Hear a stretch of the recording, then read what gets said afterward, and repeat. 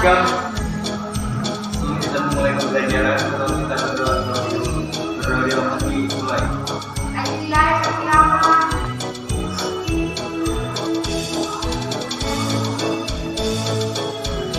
Berdoa selesai. Beri salam.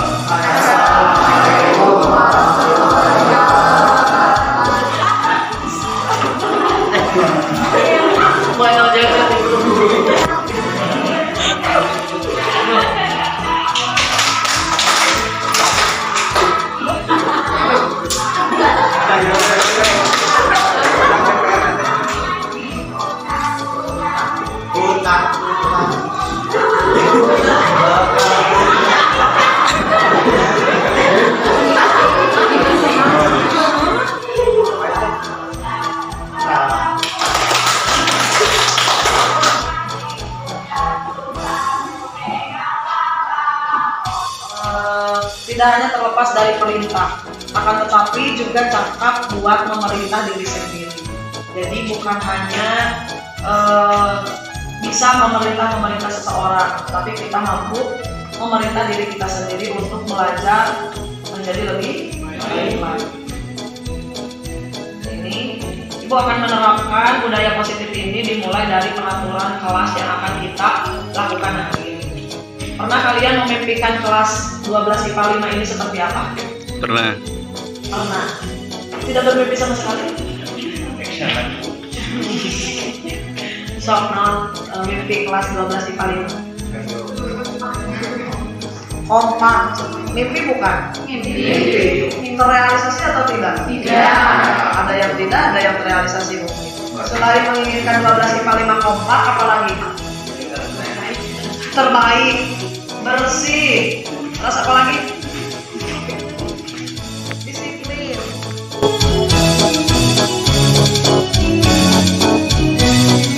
Assalamualaikum warahmatullahi wabarakatuh. Bagaimana kabarnya hari ini?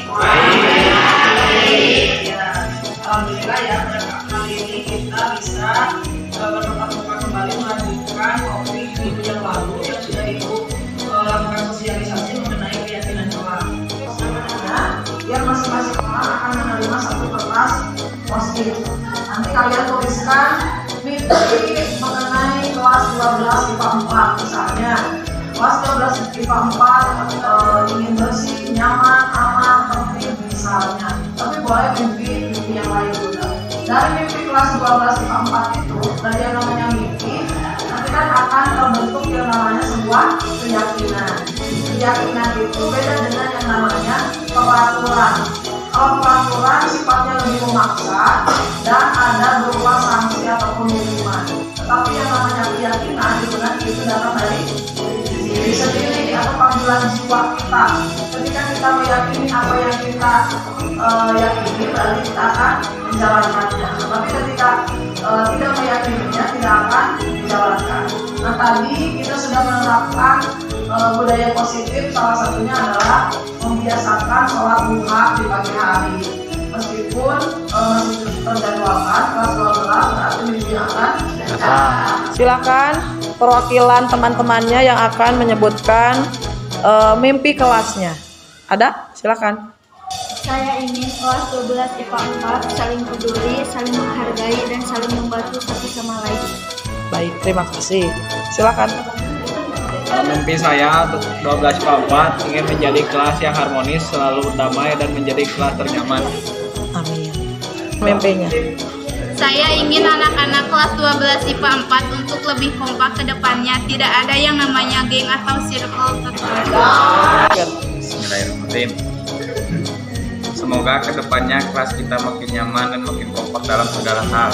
Nah, hari ini kita akan melanjutkan keyakinan kelas yang minggu yang lalu kita sudah melakukan sosialisasi berkaitan dengan budaya positif yang sudah dilakukan di SMA Negeri 7 Garut ini.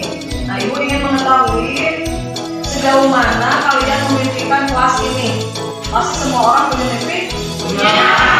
Punya mimpi. Dan silakan kalian tuliskan di kertas post-it ini. Jadi kalian tuliskan menginginkan kelas 12 IPS 3 ini seperti apa. Contohnya misalnya saya menginginkan kelas yang nyaman, yang lama, yang bersih atau bagaimana? Siap? Siap.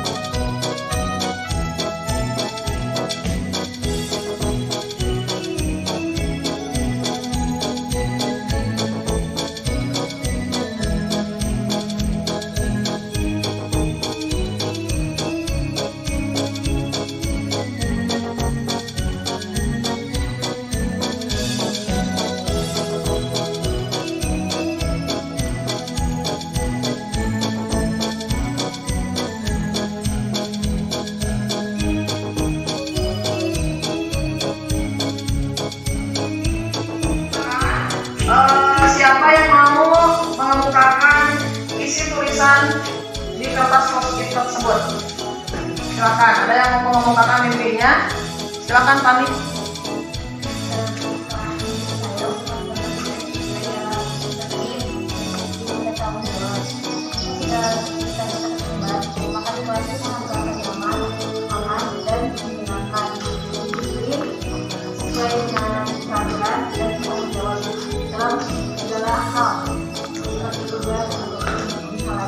Ya, baik. Ada lagi tambahannya? Cukup. Ada perwakilan dari laki-laki? Silakan Chandra. Saya berharap cita-cita kita di SMA Negeri 7 Garut, kita semua kelas 12 IPS 3 dapat semakin berprestasi untuk membanggakan wali kelas. Kalian semuanya untuk menempelkan mimpi kelasnya di karton yang sudah disediakan di sini. Silakan. Silakan. Kalau tidak cukup, boleh di bawahnya atau di pinggirnya juga boleh. Silakan.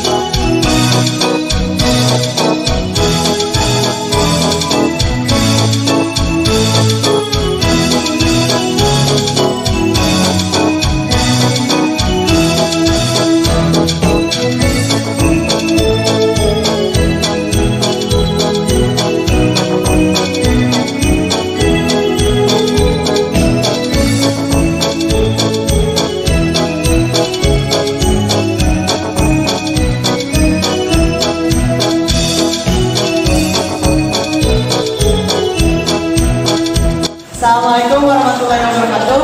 Perkenalkan, nama saya Amelia Septiania Agustin, perwakilan dari kelas 12 IPA 4. Berkolaborasi membuat keyakinan kelas, silakan menjelaskan. Membuat saya meyakini bahwa kesepakatan atau keyakinan yang telah dibuat akan saya laksanakan dengan konsisten. Terima kasih kepada Bu Airisma yang telah menuntun kami dalam hal yang positif. Wassalamualaikum warahmatullahi wabarakatuh.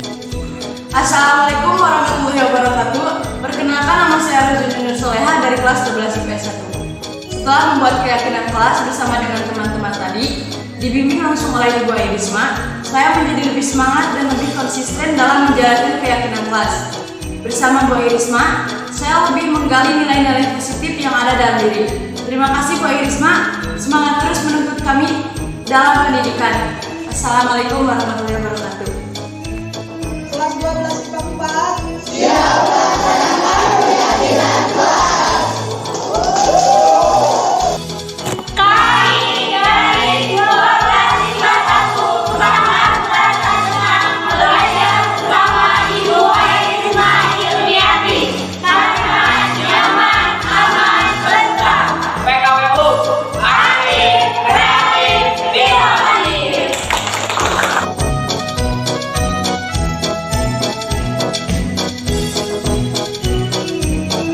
Dari KCD diwakili oleh Bapak Pengawas. Hari ini ada sosialisasi guru penggerak. Jadi setelah ini acara, tolong nanti Ibu Ai dan Bapak bisa mengikutinya ya, salah satu program guru penggerak, dan kami arahkan semua guru harus mengikuti yang namanya guru penggerak, karena salah satu pengen efeknya nanti Pak Mas lebih tahu bahwa sekarang syarat untuk jadi kepala sekolah itu harus dari guru penggerak ya, harus dari penggerak. Makanya bila Bapak silakan memberikan satu hal lagi, Bapak yang saat ini belum jadi guru penggerak yang takut Pak, nanti kepala sekolah dan Bapak pengawas akan membuat ACD, silakan aja. Itu salah satu poin memang guru penggerak. Ketika Bapak belum jadi ya aja Pak Bapak. Jujur ketika di sini harus satu orang guru penggerak mulai ketika besok atau lusa ada testingan, dan mungkin daftarkan doanya Pak ya, tidak mungkin tetap aja yang kemarin kepala sekolah yang kemarin pernah ikut CKS. Acara yang kedua yaitu penguatan dari Bapak Kepala Sekolah terkait guru penggerak. Waktu dan tempat persilakan. Bismillahirrahmanirrahim. Assalamualaikum warahmatullahi wabarakatuh. Innalillah sallallahu alaihi wasallam.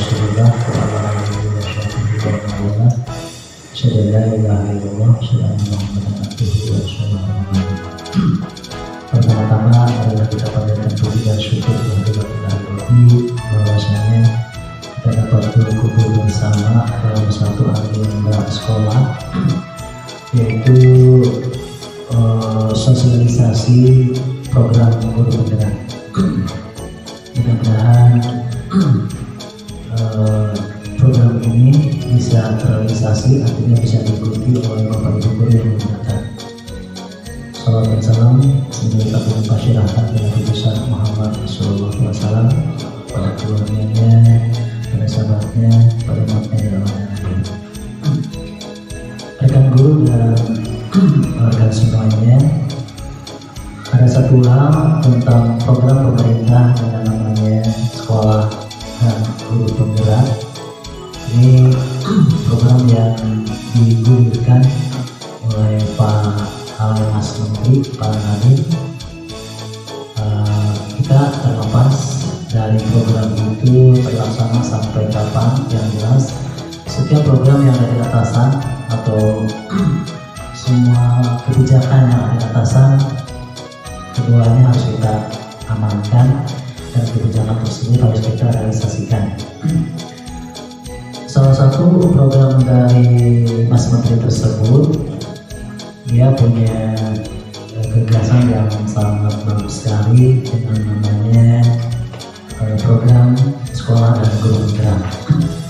Konsepnya, apabila di dalamnya ada suatu gerakan seperti apapun juga, maka insya Allah sekolah akan maju, sekolah akan bergerak.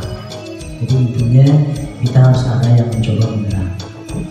Konsep-konsep yang ada dalam sekolah atau guru penggerak tersebut sebetulnya ini bukan program baru, ya, bukan program baru, cuma istilahnya mungkin dimodifikasi sehingga adanya istilah penggerak. Jadi dengan adanya di sini Bu Ai ya masuk menjadi calon guru penggerak ya, dengan berbagai aktivitas sosialisasi program dan sebagainya. Nah, tolong ditindaklanjuti, di follow up oleh rekan-rekan semuanya. Oke, bahwa saya pernah jadi guru penggerak. Nah, tapi yang lainnya terus tingkatkan kinerjanya, terus tingkatkan kualitas mengajar dan sebagainya, sehingga menjadi contoh, menjadi suri teladan, menjadi warna buat SMA 7. Siapa tahu nanti kalau misalkan dedikasinya bagus, mentalnya bagus, semuanya bagus, nanti kepala sekolah atau bapak melirik, ini orang berpotensi. Nah, jadi nanti memberikan tiket yang lain, ya, bisa jadi lokasi dan sebagainya. Jadi kalau tiket pertama didapat oleh Bu Ai adalah yang namanya apa? Guru penggerak, tiket yang lain sudah dapatkan. Ibu bapak motivasi untuk kita semua. Nah, satu hal motivasi itu kemauannya itu bukan dari datang dari luar, ya, itu datangnya dari internal, dari diri kita, ya. Nah, didukung sekarang oleh Bu Ai eksternalnya. Ini berikan contoh, berarti bakal ada berbagai lagi untuk ikut kita melaksanakan program-program atau seleksi tentang guru penggerak itu. Ibu dan bapak dan potensi silakan ikut yang namanya program guru penggerak untuk depannya, ya, kita menjalankan. Tapi tetap walaupun hanya banyak pelaksana program harus mendukung kan, ibu dan bapak mendukung sekarang. Siapa tahu nanti ibu kedepannya kalau ibu nanti bapak tidak mendukung program Bu Ai, nanti yang lainnya ketika ibu dan bapak jadi program penggerak mungkin nanti orang lain juga tidak ikut dan itu tidak ikut. Baiklah, untuk hari ini kalau lihat di spanduk yang dibikin atau berita yang dibikin, ini salah satu pengimbasan tentang budaya positif yang ada di sekolah yang mungkin budaya positif kita sama-sama biasakan. Cuma satu hal mungkin di awal Bapak masuk ke SMA 7 Garut ada beberapa budaya yang ingin Bapak kembangkan. Yang pertama, dengan adanya keluarga besar SMA Negeri 7 ini, Bapak memberikan sebuah budaya untuk ada arisan baca Al-Quran. Itu program yang keduanya Bapak online, ya, tepat waktu datang ke sekolah. Ini pembiasaan yang Bapak yang positif harus dikembangkan oleh bulan Bapak. Yang ketiganya, Bapak udah memberikan tugas pertama ke lokasi keiswaan, keduanya kolaborasi dengan guru agama PAI melalui Pak Ai, program sholat duha bersama. Itu tidak dibuat di jemaah, ya, kan itu membantu, tapi pelaksanaannya sama-sama. Ya, artinya kenapa? Memberikan pembiasaan ke siswa, ya, supaya siswa sempat atau tidak sempat harus merasa terpanggil untuk melaksanakan sholat duha. Ya, kalau di sini penuh, kenapa tidak? Dan mungkin dengan Pak Hendra juga bisa dipanggil karena Bapak pernah bilang Pak Hendra lokasi kurikulum. Jadi kalau penuh hari Selasa misalnya kelas 12, hari Rabu misalkan kelas berapa? Kelas 11, hari Kamisnya kelas 10. Jadi semuanya terkoordinir dengan kegiatan sholat duha. Kalau Bapak Ibu guru sudah terbiasa dengan adanya arisan di sekolah, silakan Ibu dan Bapak wali kelas punya siswa, punya grup WA, kenapa Ibu tidak menularkan? Diajak anak didik Ibu, ya, Bapak yang di bawah nama wali kelas untuk mengadakan arisan baca Al-Quran juga. Next yang berikutnya, Ibu Bapak, program yang kebiasaan harus dibiasakan oleh kita itu, ya. Jadi berkenaan dengan siswa, ya. Kita memberikan reward penghargaan kepada siswa yang berprestasi. Bapak sudah ngobrol sama Pak Ida dan Pak Agus kalau nggak salah. Begitu mau masuk kembali semester genap, Bapak akan berikan reward ke siswa. Ranking 1 besar, 1, 2, 3, ranking 3 besar dikalikan 28 kelas, itu 28 kelas. Beri Al-Quran ke mereka, bacakan Al-Quran tanpa terjemahan ringan tuh, ya. Ada nanti juga ranking kasih piala pertamanya. Nah, kasih juga mungkin sedikit terlupakan seperti program yang saya sampaikan dulu, betul. Ini sudah terbiasa berupa programnya, cuma nggak tahu itu apa seperti apa. Dan ini program itu seperti keterbiasaan, ini terbiasa dilakukan, yang terbiasa. Seperti kita punya budaya positif juga, 15 menit atau setengah jam di sini baca Al-Quran. Positif itu. Assalamualaikum warahmatullahi wabarakatuh. Puji dan syukur marilah kita panjatkan kehadirat Allah Subhanahu wa taala yang mana berkat rahmat dan hidayahnya kita pada hari ini bisa berkumpul dalam acara sosialisasi implementasi pendidikan karakter untuk mewujudkan profil pelajar Pancasila di SMA Negeri 7 Garut. Salawat dan salam semoga tercurah limpahkan kepada junjungan kita yakni Nabi besar Muhammad SAW. kepada para sahabatnya, kepada para tabiinnya, dan mudah-mudahan sampai kepada kita selaku umatnya. Amin amin ya Allah ya Rabbal alamin. Langsung saja untuk mengefektifkan waktu, pada hari ini saya akan menyampaikan materi mengenai budaya positif yang seharusnya sudah diterapkan di sekolah ini ataupun yang memang akan diterapkan budaya positif. Budaya positif ini sangat bagus dan memang di sekolah kita itu sudah melakukan banyak sekali budaya-budaya. Salah satunya misalnya membaca Al-Quran, berdoa sebelum dan sesudah belajar, terus juga menerapkan 5S dan budaya yang lain juga. Budaya positif ini kan kebiasaan-kebiasaan baik atau nilai-nilai baik yang sudah diterapkan ataupun yang akan diterapkan di sekolah kita. Ya. Budaya positif atau ekosistem positif ini kita ambil contoh perbandingannya dengan hidup tumbuh-tumbuhan seorang petani. Yang menanam padi misalnya hanya dapat menuntun tumbuhnya padi, ia dapat memperbaiki kondisi tanah, memelihara tanaman padi, memberi pupuk dan air, membasmi ulat-ulat atau jamur-jamur yang mengganggu hidup tanaman padi dan lain sebagainya. Nah, ini diibaratkan sekolah diibaratkan sebagai tanah untuk tempat bercocok tanam, sehingga guru harus mengusahakan sekolah jadi lingkungan yang menyenangkan, menjaga dan melindungi murid dari hal-hal yang tidak baik. Dengan demikian, karakter murid itu sendiri akan tumbuh dengan baik. Sebagai contohnya, karakter murid misalnya yang awalnya malas bisa menjadi lebih semangat. Tapi bukan kebalikannya, yang awalnya semangat misalnya malah berubah menjadi malas. Murid akan mampu menerima dan menyerap suatu pembelajaran bila lingkungannya itu atau di sekelilingnya terasa aman dan nyaman bagi peserta didik. Selama murid merasakan tekanan-tekanan dari lingkungannya, maka proses pembelajaran akan sulit terjadi. Seperti itu. Nah, ini adalah materi yang akan saya sampaikan. Ada 6 materi sebenarnya, tetapi ini juga membutuhkan waktu yang sangat lama. Sebenarnya ketika di LMS ini membutuhkan kurang lebih selama 1 minggu. Tapi ini akan dijabarkan poin-poinnya saja. Nah, di sini perubahan paradigma kegiatan kepala tangan.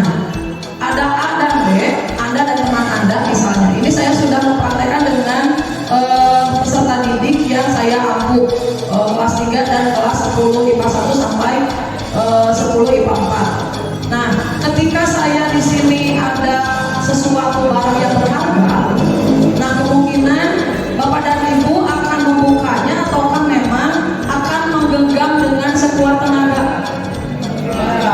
Mungkin akan menggenggam dengan sekuat tenaga, atau misalnya dengan rengekan-rengekan, misalnya sahur Pak Yanto teh, atulah Pak Hendra senani ngalamin eta dina genggaman tangan teh naon gitu tah.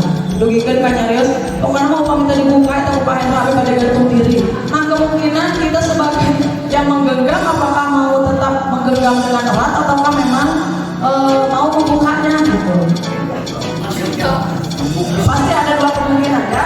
Apakah kita itu akan terbujuk rayuan-rayuan dari sekeliling ataukah memang teguh dengan pendirian kita. Ingin kita yakini ataupun kita lakukan tetap dari kita sendiri yang akan melakukan.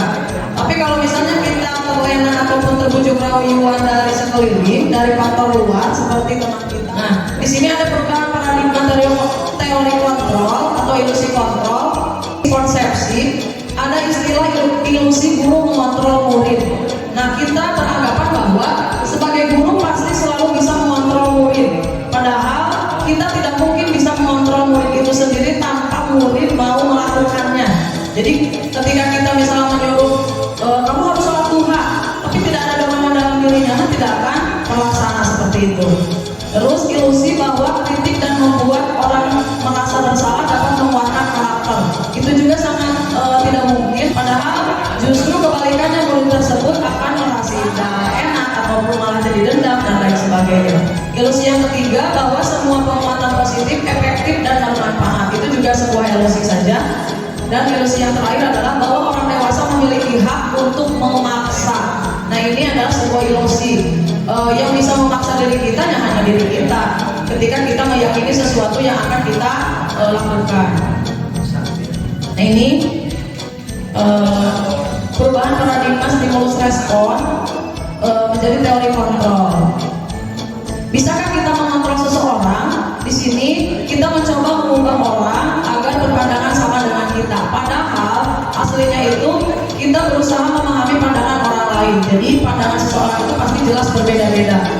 Perilaku buruk dilihat sebagai suatu kesalahan. Semua perilaku memiliki tujuan. Nah, sekarang kita harus ketika memang banyak siswa yang kesiangan, jangan sampai langsung menjudgment bahwa kamu kan kesiangan gitu. Padahal setiap kesiangan itu setiap orang pasti memiliki tujuan dan alasannya. Seperti itu. Orang lain bisa mengontrol saya, padahal hanya Anda yang bisa mengontrol diri Anda. Saya bisa mengontrol orang lain, padahal teori kontrolnya Anda tidak bisa mengontrol orang lain, karena yang mengontrol itu hanya diri kita. Pemaksaan ada pada saat bujukan gagal. Nah mungkin tadi yang kepala tanggal itu, ketika memang teman kita tidak membuka kepalanya, pasti kita akan membujuk dengan rayuan maut ataupun apapun itulah sampai dibukakan rahasia yang digenggam tersebut. Teori kontrolnya kolaborasi dan konsensus menciptakan pilihan-pilihan baru. Mungkin dengan teori kontrol bukalah misalnya, nanti ada pilihan-pilihan yang baru atau solusi yang baru juga. Stimulus responnya misalnya model berpikir menang atau kalah. Kalau secara teori kontrol, model berpikir menang-menang. Jadi kita menang, murid pun akan menang dengan solusi yang diberikan nantinya. Nah, ketika kita mendengar istilah disiplin, pasti secara sepintas menaati aturan, ataupun misalnya disiplin. Apa yang ada di benak Pak Gipi mengenai istilah disiplin? Tepat waktu, aturan, padahal disiplin itu berasal dari bahasa Latin yang artinya adalah belajar. Makna asal dari kata ini berkonotasi dengan disiplin diri dari murid-murid Socrates dan Plato. Jadi ketika kita melakukan sesuatu yang tidak pada tempatnya, kita akan terus belajar memperbaiki diri kita ke arah yang lebih baik lagi. Namun pada budaya kita, mana kata disiplin ini telah berubah menjadi sesuatu yang dilakukan seseorang pada orang lain untuk mendapatkan kepatuhan. Kecenderungan umum adalah menghubungkan kata disiplin dengan ketidaknyamanan, bukan dengan apa yang kita hargai atau pencapaian suatu tujuan mulia. Biasanya akan ada ketidaknyamanan dalam istilah kedisiplinan tersebut. Contoh, ketika datang tidak tepat waktu itu kan pasti anak-anak ada yang merasa tidak nyaman juga ya ketika misalnya tidak masuk ke dalam ruangan kelas misal. Nah ini teori motivasi perilaku manusia. Tadi ada motivasi eksternal dan internal. Di skip saja. Ini istilah merdeka menurut Ki Hajar Dewantara. Merdeka itu artinya tidak hanya terlepas dari perintah, akan tetapi juga cakap buat memerintah diri sendiri. Intinya yang bisa memerintah itu hanya diri kita sendiri. Kaitannya dengan implementasi ini, karena di sini ada istilah pendidikan karakter untuk mewujudkan profil pelajar Pancasila, dikaitkan dengan visi guru penggerak yang sudah saya canangkan. Di modul 1.3 saya dituntut untuk membuat sebuah visi guru penggerak. Kalau misalnya merupakan secara total di sekolah SMA Negeri 7 Garut itu kan perlu adanya kolaborasi, terus juga komunikasi lama sekali, dan terwujudnya sekolah sehat berkarakter profil pelajar Pancasila dengan mengedepankan merdeka belajar. Karena yang namanya visi itu kan tadi Bapak Kepala Sekolah mengatakan harus terukur dan bisa terrealisasi juga. Nah di sini saya menuliskan terwujudnya sekolah sehat karena landasan pertamanya kan kita sudah mengikuti sekolah sehat juga. Mudah-mudahan bisa menjadikan sekolah ini lebih sehat kembali. Terus ke karakter profil pelajar Pancasila ini sebagai penguatan karakternya, pertama beriman, bertakwa kepada Tuhan Yang Maha Esa dan berakhlak mulia. Nah salah satu contoh-contohnya tadi seperti sholat duha itu juga salah satu keimanan dan ketakwaan kepada Tuhan Yang Maha Esa juga, berakhlak mulia juga. Terus yang kedua, profil pelajar Pancasila yang ingin dicapai berkebinekaan global. Terus yang ketiga mandiri, gotong royong, bernalar kritis, dan kreatif. Nah, mudah-mudahan di sekolah kita ini terbentuk profil pelajar Pancasila yang seutuhnya atau semaksimal mungkin. Selanjutnya, nah di sini ada lingkaran budaya positif. Budaya positif ini bisa dikembangkan di sekolah maupun yang paling terkecilnya yaitu di kelas. Saya sudah melakukan keyakinan kelas 12 kelas, kelas 3 8 kelas, dan kelas 1-nya 4 kelas. Saya mau kemarin waktu minggu pertama melakukan sosialisasi di kelas-kelas tersebut, dan minggu sekarang akan melakukan keyakinan kelas sesuai dengan kesepakatan para siswa di kelas tersebut. Jadi yang namanya keyakinan kelas itu sifatnya tidak memaksa. Bedanya keyakinan kelas dengan peraturan kelas jelas berbeda. Kalau yang namanya peraturan kelas itu biasanya lebih memaksa dan ada yang namanya hukuman termasuk dengan sanksi-sanksinya. Tetapi yang namanya keyakinan itu kan berasal dari dalam diri kita. Jadi yang kita yakini saja seperti itu. Nah ini saja keyakinan kelas. Nah ketika kita mencontohkan ini memakai masker misalnya, corona. Terus juga ketika kita meyakini yang namanya helm itu kan untuk apa? Pelindung kepala. Ulama tidak memakai helm, tapi ketika kita pergi ke Garut itu akan memakai helm.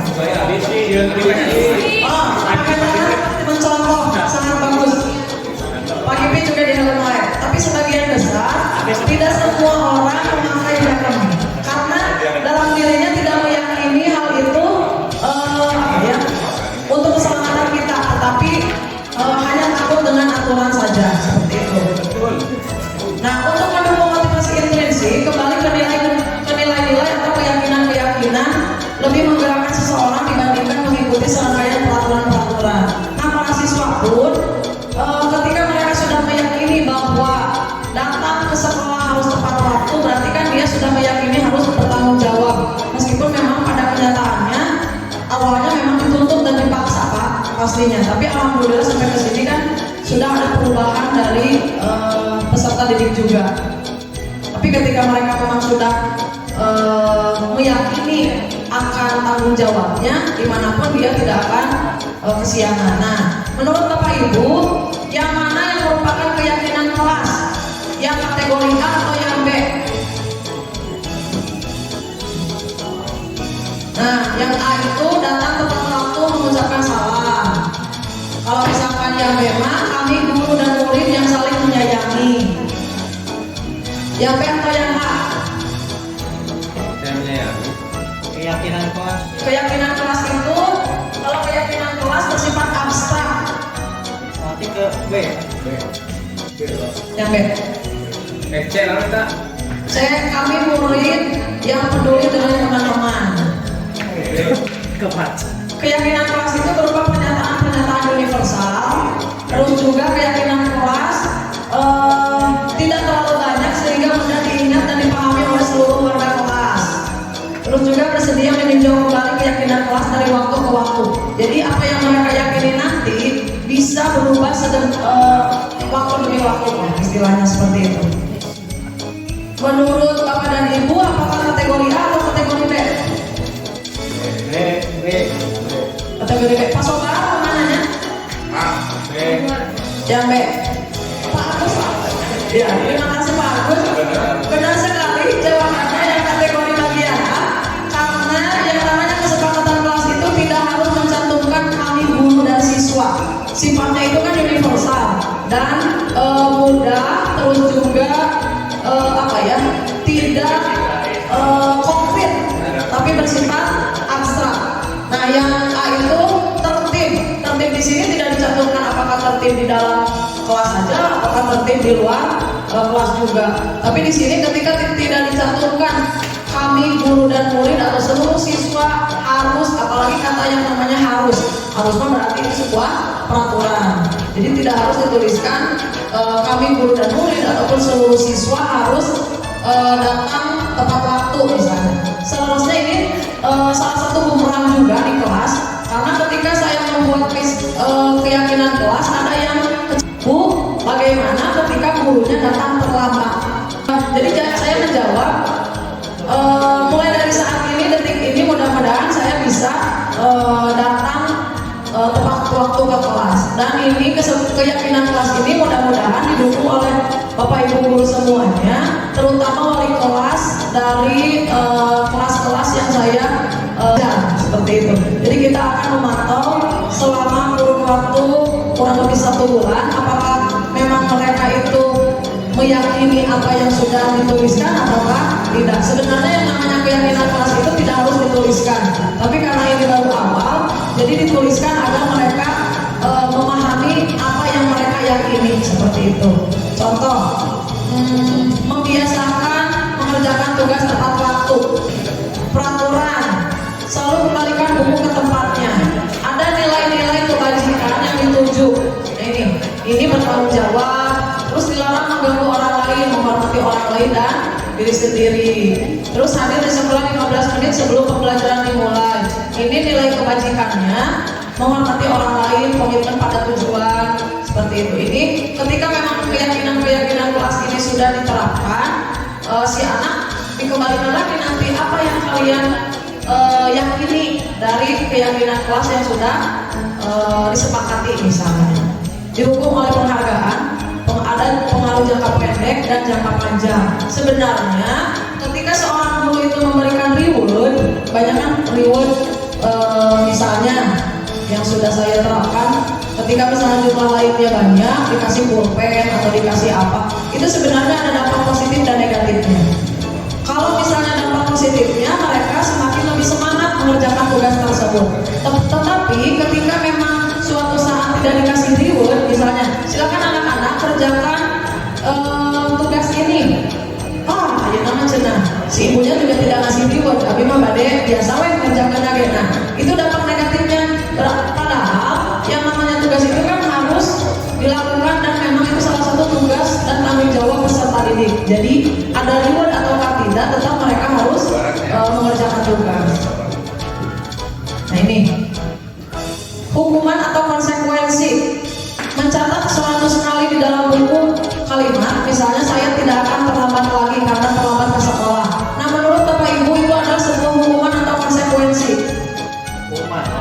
Hukuman. Mana di sini yang menerapkan konsekuensi? Mengelilingi lapangan basket 2 kali karena terlambat hadir di sekolah. Hukuman. Murid diminta untuk push up 15 kali karena tidak menggunakan masker ke sekolah. Hukuman. Menggantikan kertas tugas teman yang telah dicoret-coret. Konsekuensi. Membersihkan tumpahan air di meja tulis karena tersenggol pada saat belajar. Meminta murid tidak mengenakan sepatu seharian di sekolah karena tidak mengenakan sepatu hitam. Lari mengelilingi lapangan basket 2 kali karena terlambat 10 menit. Hukuman dengan konsekuensi itu apa bedanya? Silakan, ada yang mau berpendapat? Silakan Pak Agus. Kalau konsekuensi itu adalah suatu komitmen yang ada dalam diri si anak untuk bertanggung jawab apa yang telah diperbuat. Nah kalau hukuman itu sifatnya berupa aturan yang mau tidak mau itu diterapkan gitu. Sifatnya mengatur, memaksa dan mencakup semua. Bukan semuanya itu jawabannya. Harus mengatakan bahwa yang namanya hukuman itu sifatnya memaksa, harus dilakukan. Tetapi yang namanya konsekuensi itu memang datangnya dari dalam diri kita juga sesuai dengan komitmen yang sudah diyakini. Nah ini jawabannya. Yang lainnya hukuman, tetapi yang konsekuensi itu yang tadi, yang menggantikan kertas tugas dan membersihkan tumpahan air di meja, itu adalah konsekuensi. Sisanya adalah berupa hukuman. Oh ini yang satu lagi yang untuk pelajaran PJOK ini. Nah perbedaan hukuman dan konsekuensi diperkuat kembali. Kalau hukuman itu sesuatu yang menyakitkan harus terjadi, kalau konsekuensi sesuatu harus terjadi, membuat anak sakit baik itu fisik maupun hati untuk jangka waktu lama. Kalau hukuman, kalau konsekuensi membuat anak merasa tidak nyaman dalam jangka waktu pendek saja, berarti nanti lama-kelamaan dia akan melupakannya. Anak mau hukuman. Tetapi kalau konsekuensi, anak menghargai disiplin. Karena disiplin tadi kan artinya adalah belajar. Hukuman biasanya paksaan, kalau konsekuensi itu adalah stimulus dan anggapan. Mendorong anak menyakiti diri sendiri, kalau konsekuensi mendorong anak agar mudah menyesuaikan diri. Konsep diri yang buruk kalau hukuman, kalau konsekuensi itu konsep diri yang baik. Anak belajar untuk menyembunyikan kesalahan. Biasanya yang selalu berbohong pasti akan melakukan alasan-alasan yang bohong juga. Kalau konsekuensi, anak belajar untuk mematuhi peraturan. Hukuman biasanya marah, rasa bersalah, dipermalukan, merasa tak dihargai. Tapi kalau konsekuensi, kehilangan hak, dibuat tidak nyaman, diasingkan untuk sementara waktu saja. Tapi lama-kelamaan dia akan kembali lagi. Nah, di sini ada yang namanya kebutuhan dasar manusia. Tidak dipungkiri, yang namanya kebutuhan ini jelas kita membutuhkannya.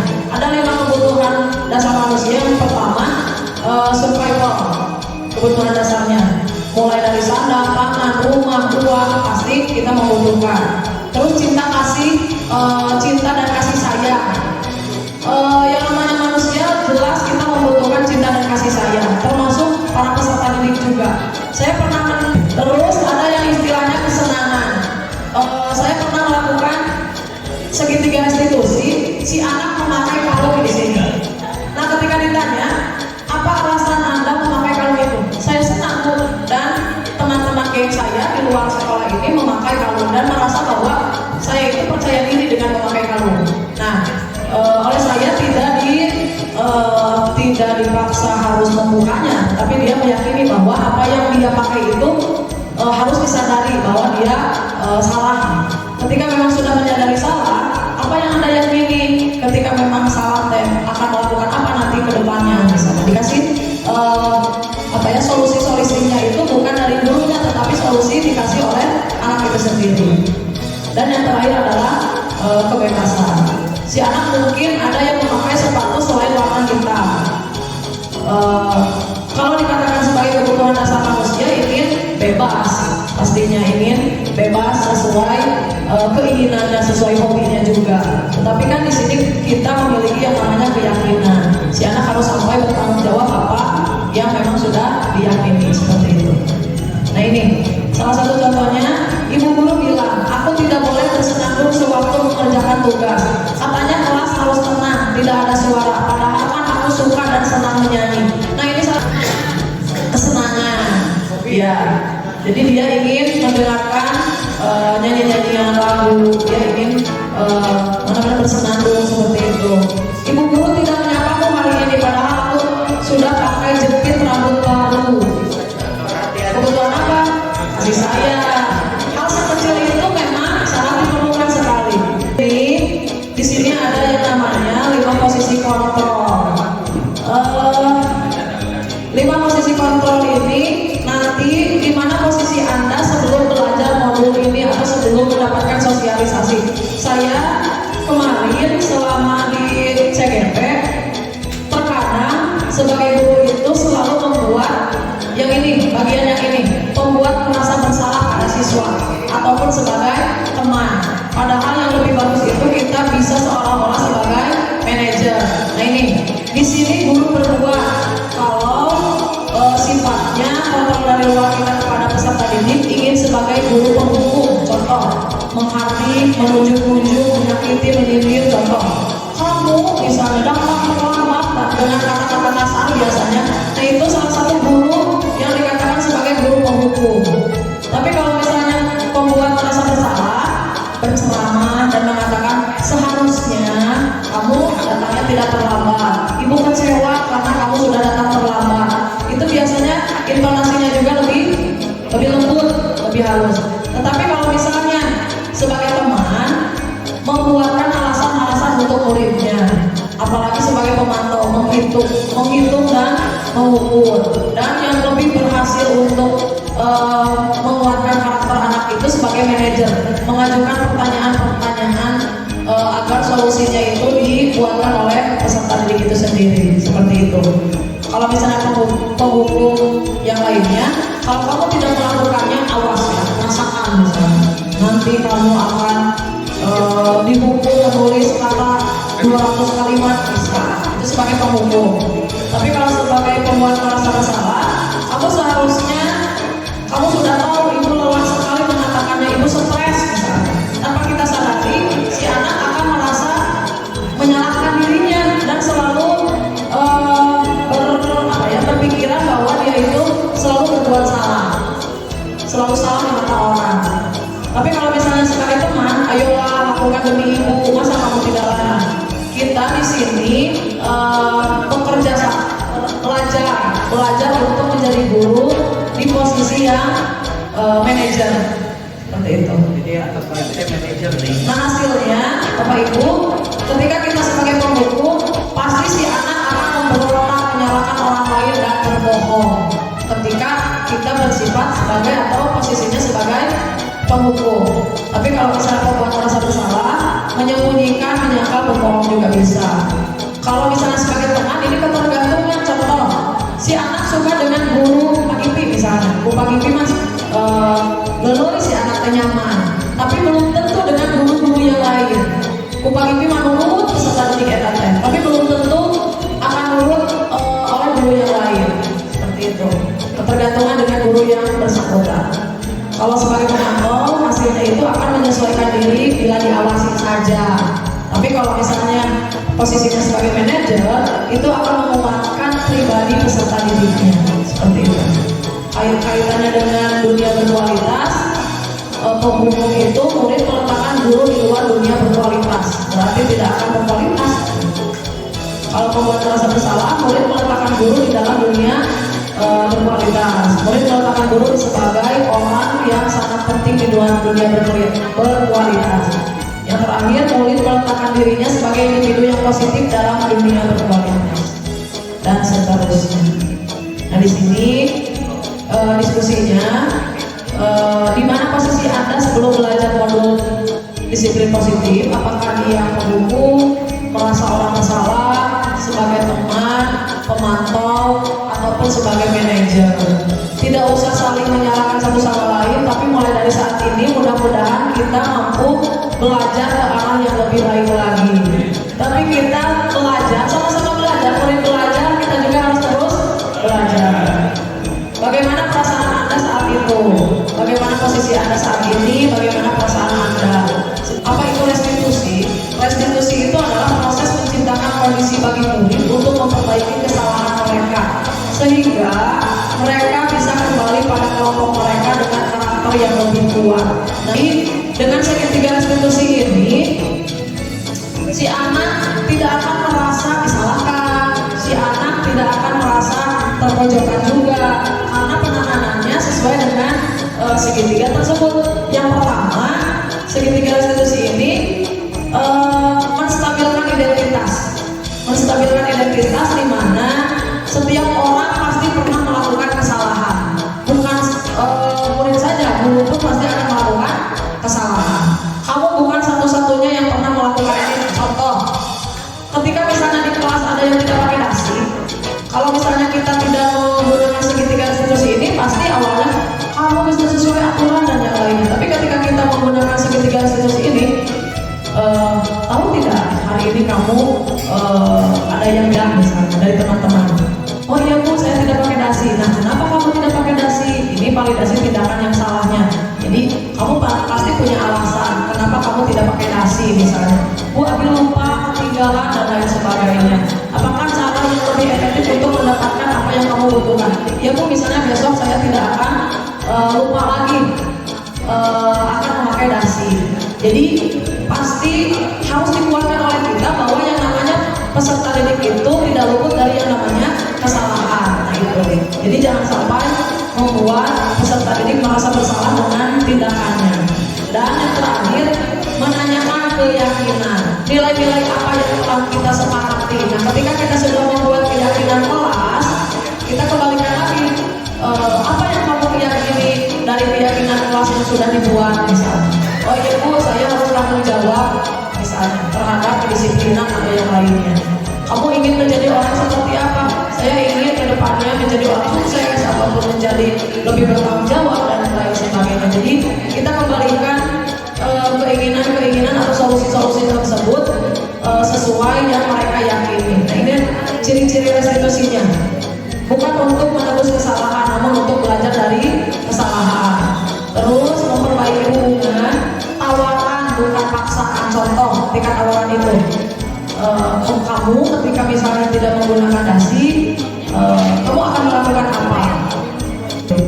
Restitusi menuntut untuk melihat ke dalam dirinya.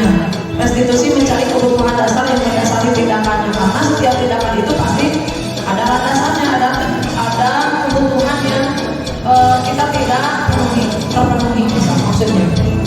Restitusi fokus pada karakter bukan tindakan. Makanya ketika banyak siswa yang kesiangan, kita tidak melihat kesiangannya, tapi kita akan melihat alasan-alasan yang dilontarkan oleh peserta didiknya. Nah, dari alasan-alasan tersebut, kita kembalikan lagi ke peserta didik, apa yang kamu yakini dari tindakan tersebut, apa yang akan kamu lakukan ke depannya, misalnya seperti itu. Restitusi fokus pada solusinya dibuat oleh peserta didik juga, tapi kita sebagai guru harus bisa mengarahkan peserta didik itu. Restitusi mengembalikan murid yang berbuat salah pada kelompoknya. Biasanya ketika misalnya ada orang yang salah, peserta didik tersebut pasti mengembalikan ke teman-temannya dengan perasaan yang bersalah. Contoh, kamu kan, apalagi kita menyalahkan peserta didik tersebut di depan teman-temannya, pasti dia akan merasa sakit hati, minder, malu, dan lain sebagainya. Seperti itu. Tapi dengan segitiga restitusi ini, murid tersebut akan kembali pada kelompoknya yang sebelumnya memang tidak terjadi sesuatu. Jadi dikuatkan kembali keyakinan yang dia yakini tersebut. Seperti itu. Untuk membuat murid yang merasa gagal karena berbuat salah menjadi positif terhadap dirinya, ini menstabilkan identitas. Contohnya, berbuat salah itu hal yang manusiawi, tidak ada manusia yang sempurna. Bapak Ibu juga buat salah, kita pasti bisa menyelesaikan permasalahan ini. Bapak Ibu tidak tertarik untuk mencari tahu siapa yang benar ataupun siapa yang salah. Bapak Ibu lebih tertarik untuk menyelesaikan masalah. Kalau kamu menyalahkan dirimu sendiri terus menerus, apakah kamu bersikap baik pada dirimu sendiri misalnya? Pasti si anak akan melontarkan jawabannya juga. Ini validasi tindakan.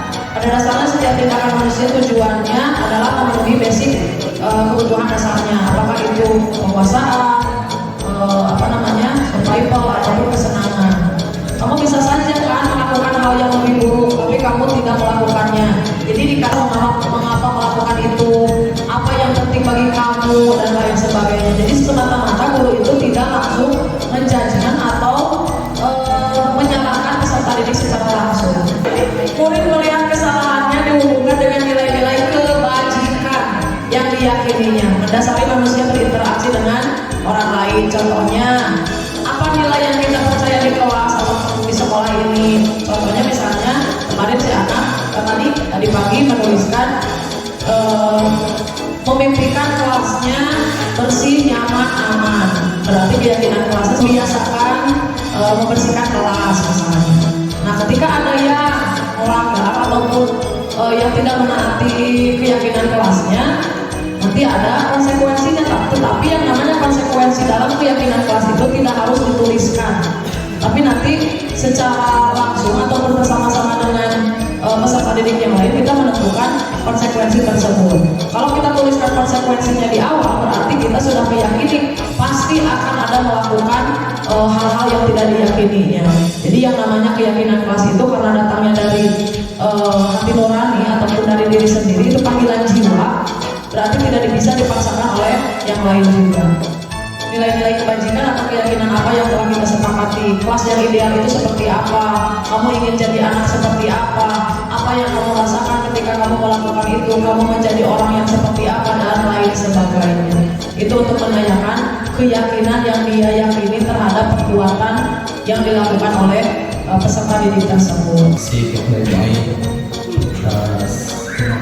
sangat jelas ya terkait budaya positif ini, mungkin arahnya itu untuk perbaikan siswa yang bermasalah atau ada yang bermasalah, cara penanganan siswa itu seperti apa. Dan alhamdulillah mungkin hari ini ilmu itu yang sangat banyak yang saya terima terkait cara penanganan terhadap siswa yang berulah atau bermasalah. Untuk selanjutnya mungkin ada yang bertanya, silakan. Assalamualaikum warahmatullahi wabarakatuh. Waalaikumsalam. Yang ingin saya tanyakan, secara singkat yang dimaksud dengan merdeka belajar itu apa? Terus hubungannya dengan guru yang suka bilang kasar dan memarahi anak apabila ada kesalahan, hubungannya dengan merdeka belajar itu apa?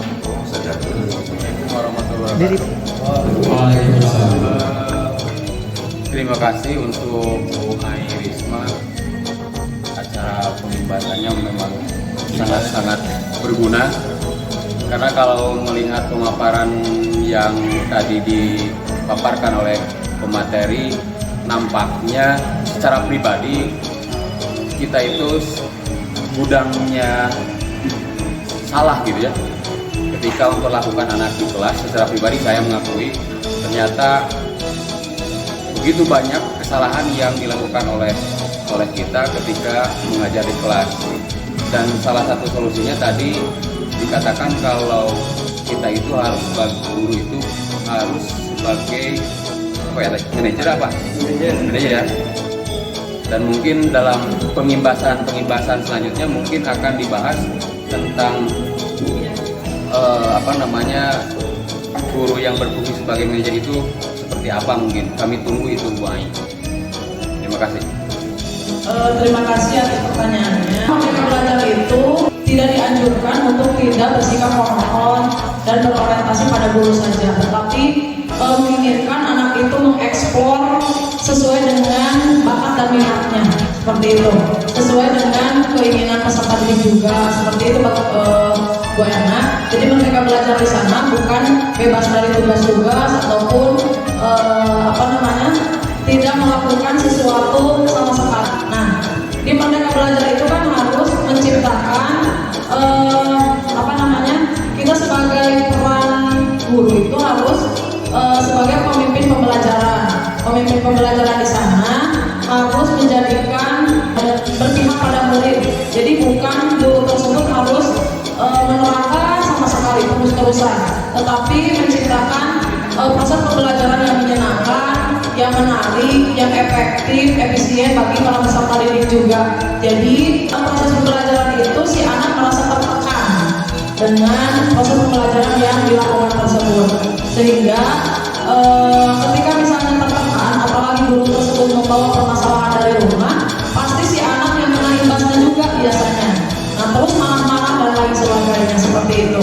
Jadi kita sebagai guru bisa menempatkan posisi kita, mampu menciptakan proses pembelajaran yang menyenangkan sesuai dengan bakat dan minat yang diinginkan oleh peserta didik, sesuai dengan kodrat alam dan kodrat zaman juga. Seperti itu mungkin merdeka belajar di sana. Materi ini sebenarnya budaya positif ini 1.4. Untuk saya juga belum tahu, belum ada informasi dari fasilitator juga, tetapi bulan-bulan ini akan ada sosialisasi ataupun pendampingan individu yang ke-1 dari pengajar praktik datang ke sekolah ke sini. Tindak lanjut dari manajer tersebut itu kembali lagi ke diri kitanya Bapak. Jadi kita berusaha menjadi posisi yang paling utama dari kelima posisi kontrol tersebut. Untuk tindak lanjutnya dikembalikan lagi ke kitanya. Tapi saya di sini akan terus berusaha menjadi guru yang diinginkan oleh para peserta didik, tetapi bukan dalam artian dilunjak seperti itu. Biasanya kan ketika kita memberi lowongan atau kelonggaran, biasanya peserta didik juga akan lebih berani ke kita. Tapi harus ada batasan ke kita juga seperti itu. Karena kan kebanyakan memang yang saya rasakan itu karena mungkin saya memberikan kelonggaran, peserta didik serasa tidak menganggap guru. Lama-kelamaan saya akan merasa lebih mengetahui karakter dari setiap masing-masing peserta didiknya. Jadi tidak akan menjudgment bahwa si ini terlalu jauh nih dekat dengan kita, tidak akan seperti itu. Justru saya akan terus merangkul peserta didik agar dia merasa aman, nyaman, damai belajar dengan saya. Karena ketika memang saya sudah tidak dirindukan oleh anak, berarti proses pembelajarannya pun tidak akan masuk pada anak tersebut. Jadi mudah-mudahan saya bisa terus belajar menjadi guru yang selalu dirindukan oleh para peserta didik. Saya mungkin tidak akan bertanya ya mengenai tentang materi itu, tapi mungkin apa yang dibicarakan hari ini mudah-mudahan ada manfaatnya ke depan gitu. Ya. Jadi pada dasarnya kita hari ini sudah mendengarkan materi yang cukup istilahnya ya sangat berharga lah bagi guru ya, untuk adanya guru penggerak. Artinya kita itu diharapkan dari diam ada pergerakan. Kalau istilah Pak Haji Kamal, kalau bergerak ya cenderung akan bergerak, kalau diam ya cenderung akan diam gitu ya.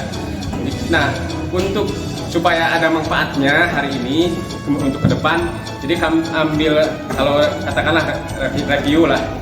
Jadi apa yang akan kita menjadikan amalan andalan dari materi yang tadi itu, kira-kira kalau kata Pak Asep itu dari sekian materi itu mudahnya kesalahan kita itu ya, mudahnya kesalahan. Nah sekarang itu kita supaya ya manfaatnya dari sekarang berpikir ada satu poin ya, minimal ada satu poin amalan andalan untuk ke depan.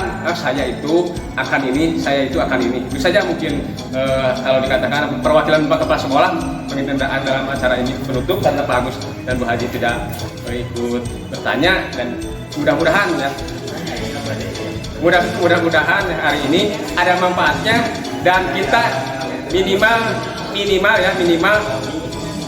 minimal satu andalan, tidak usah banyak-banyak kalah materi dari yang tadi itu kita dibatasi ya dengan kemampuan kita dari pendengarannya, dari fisiknya. Kalau kita berbicara materi yang tadi, silahkan Bapak-Bapak, Ibu-Ibu, mudah-mudahan apa yang didengarkan oleh tadi barusan oleh Neng Ai, mudah-mudahan ada manfaat dan barokah. Saya tutup mungkin dengan Assalamualaikum warahmatullahi wabarakatuh. Assalamualaikum warahmatullahi wabarakatuh. Perkenalkan, saya Agus Bermadi.